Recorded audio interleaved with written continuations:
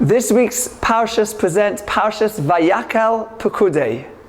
My name is Yeshohua Wexler, recording here in the Engel Learning Center in Jerusalem. In this week's parsha, we once again read about two important mitzvahs. We read about the mitzvah of Shabbos, and we also read about the mitzvahs of building the Mishkan, the Holy Tabernacle. It's pretty much a repetition of what we've been reading about for the last 2 to 3 weeks. But there's one interesting difference that I'd like to focus on. Initially, we read all about the tabernacle, and at the end we mentioned about the mitzvah of Shabbos.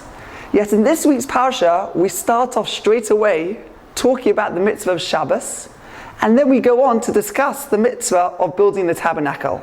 Why does the Torah change its order of presenting the information? In life, we all spend money. We spend money on a variety of different things. Some of them necessities, and some of them luxuries.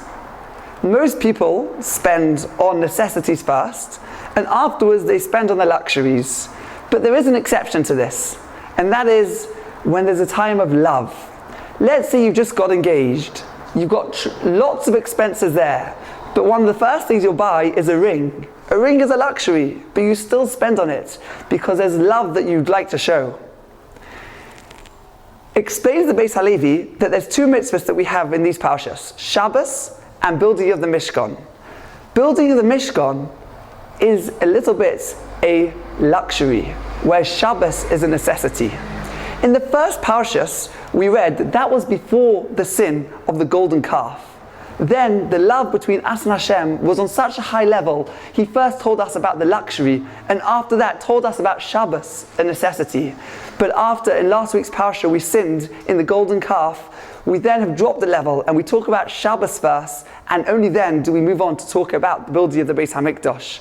For the last 2,000 years, as we've been in exile, we haven't had the Beis HaMikdash, but we have survived.